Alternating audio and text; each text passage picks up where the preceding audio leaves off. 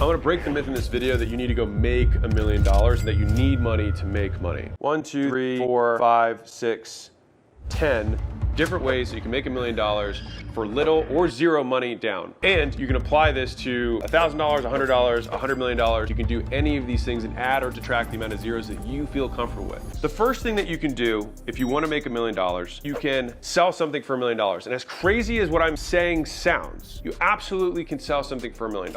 If you go to an e-commerce store and they're doing $100 million a year, and you say, hey, if I can increase your conversion across your entire site, rewrite your emails, redo your landing pages, and I can get you a 5% lift, can I get 1% of that? So you make them an extra $5 million a year and you get 1. Do you think you can do that? Yes. Why are you gonna be able to do so much? Not because of you, but because of who they are. You make $1 million by selling someone else $5 to $10 million of value. And if you're like, I don't know how to do that, that's fine. But accept that you don't know how to do that and then say, I wanna learn how to do that, and then go get the skill of doing that, and then you can go sell it. But you can't say that you don't have the money and that's why you can't make money. The second one is that you can borrow $1 million and then buy something and have someone else pay it back. It's fundamentally what real estate is. You borrow money to buy an asset, you put tenants into the asset, they pay off the money that you never had. That is what real estate is. And I'll tell you a quick story on this. So a buddy of mine got into real estate, was flipping houses, didn't think there was a lot of money in it, was like, oh, this sucks, this is so much work, and there's all this So he ended up buying a 14-unit apartment building with someone else's money. He didn't have any.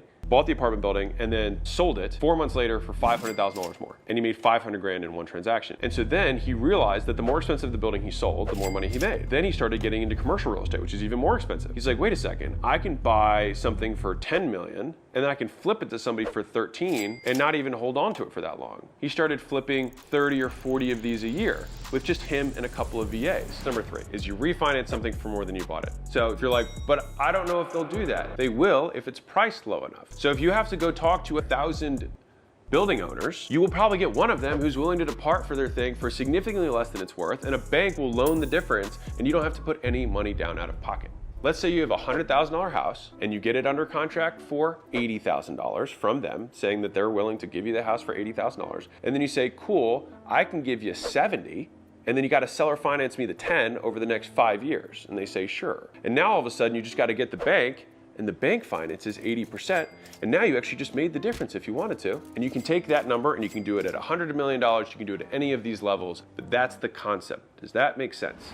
Number 4 is that you get a contract for something for less than it's worth and then you sell that contract. An option is a contract to say that you will be able to buy something at a future date at a price that is agreed upon today. That's what an option is. If I agree upon a price with somebody today, then I, as the person who's getting the option, is hoping that it is worth more than that. The person who's selling the option is hoping that it's either worth less than that in the future or doesn't think it's gonna change significantly and will just get paid for that tiny option for the contract itself. Let's say you've got $1 million house. Now you call a bunch of houses, you're gonna be offering 20% below what the market rate is that you believe the house is worth. Eventually you're gonna get to somebody who's like, you know what, I've had this house for 30 years, I bought it for $10 and now it's worth 800 grand. You know what, I'll take the 800 grand. You think it's worth more than the 800 grand. And you say, thank you, I'm gonna send you a DocuSign. They sign the DocuSign that you have an option period to flip the house. You could go to a real estate investor and say, hey, I have a house for $900,000 on sale, right? It's worth $1 million. And the guy says, okay, sure, I'll sign for 900. This guy's gonna put 900 in, you're gonna pay 800 to this person, and then you make the 100 in between, and you put no money down. The next one you can do is that you can sell something that's really expensive and get a commission.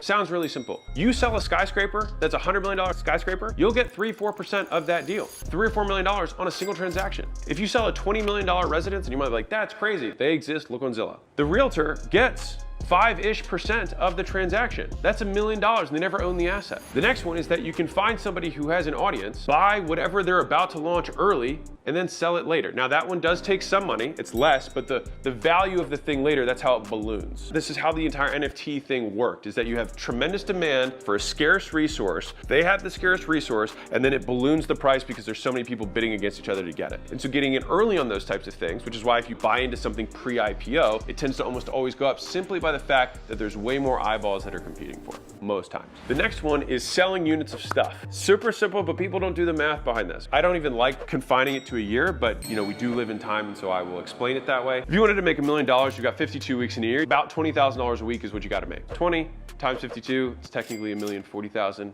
for the internet trolls. How many different ways can you make 20 grand in a week? Well, you can sell 20 people a $1,000 thing, 2 people a $10,000 thing, 1 person every 4 weeks an $80,000 thing. On a weekly basis, 20 people who have a $1,000 lifetime value. For example, if you have a $100 a month membership and the person stays for 10 months on average, then if you sell 20 of those every week, over time, those will stack up and then you will cap at $1 million.